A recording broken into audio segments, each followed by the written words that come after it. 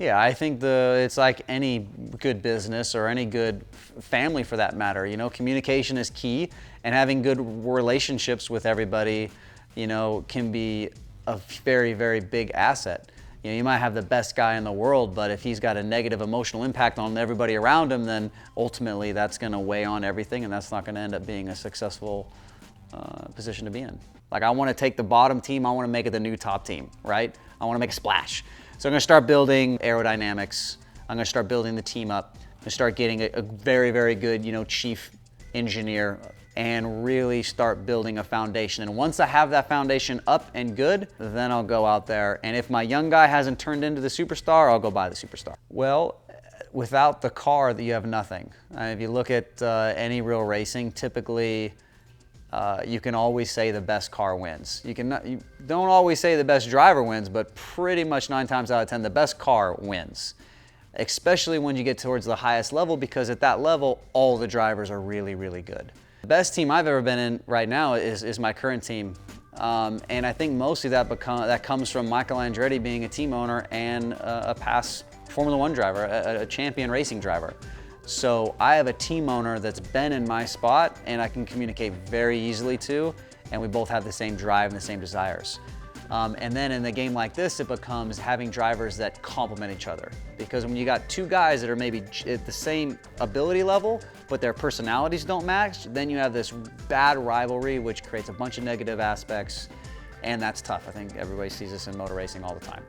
So myself and Tanner Faust, we complement each other on all kinds of different levels, on both driving and personality, and that combination works really well, and there's a good friendship there, and there's a good relationship there, and that's king. Without it, you definitely won't make it, but with it, you're not guaranteed to make it either. But the one guarantee is if you don't have the money to compete at the top, then there's no way you will get there, because parts cost money, good employees cost money. Again, I think in my whole motor racing career, the best position I've ever been in is the one I'm in now with Volkswagen and Andretti. Volkswagen has arguably the best WRC car in the world, and Rallycross is very similar to WRC. It's very much a rallycross. It's not the same car, but it uses a lot of the same technology, so the support we're getting is right from the best you can get. And we put all that together in Indianapolis at Andretti, and we run it really, really well. When I was racing GP2, we were racing in Istanbul, and we were on pole, and I was winning the race, and it started to dry up. It was raining, and we were out in a big, comfortable lead in the rain, right? And it was starting to dry, and it was a big question of when do you come in, right? And a couple drivers came in and put on slick tires, and they went out and they started producing, you know, fast split times. And we waited 1 extra lap to do it, and that extra lap we waited cost us the win, and we ended up finishing 2nd or 3rd. So my first impressions of the game were I could not believe how multidimensional the game was and how in-depth and accurate it portrayed pretty much every part of a race team that I can think of, at least the valuable parts that actually make the car go fast. And what I thought was super interesting was that you were still able to build this whole team, and then when the race came along, you were still able to race. You were still able to make so many calls that made a difference that I was really surprised they were able to add into the game. And they're all accurate calls that you're going to have to make in real life, but it was just, they're so detail-oriented. I was very surprised that we were able to actually put that into a video game. So my hats are off. I think the game's 10 out of 10.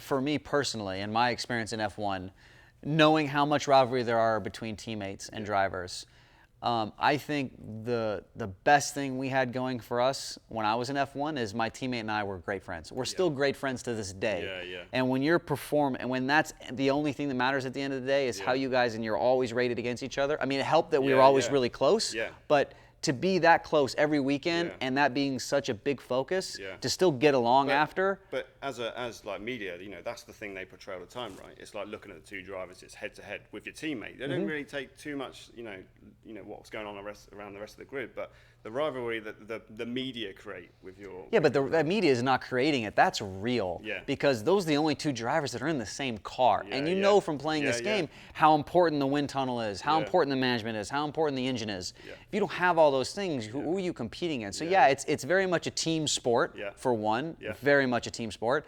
And then as well, there's this inter-rivalry in every team to try to be the number one guy, or at least not to be a clear number two, you know what I mean? So that's the media plays on that, because that's really the only thing you can really truly compare. Exactly. And did you ever have a scenario where, for example, there was a youth driver like ready to come in, and you were like, I'm doing well here, but this young guy, everyone's saying he's got a lot of talent, you know, he's coming up through the ranks.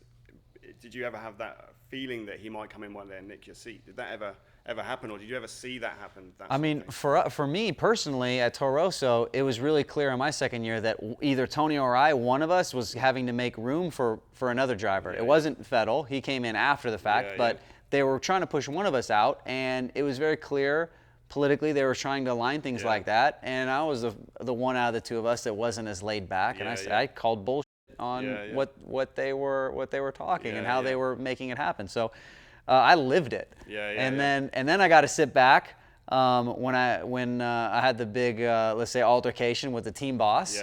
And I had to sit back and wait for Red Bull at the time to watch Vettel drive my car for about 2 weekends to realize that he's finishing the same spot. Maybe speed was okay. We want to stick with you, and finally get the phone call back from the big boss and say, hey, we still love you, Scott. Where do you want to go? And ultimately, I made my career in NASCAR back home in America. Oh, cool.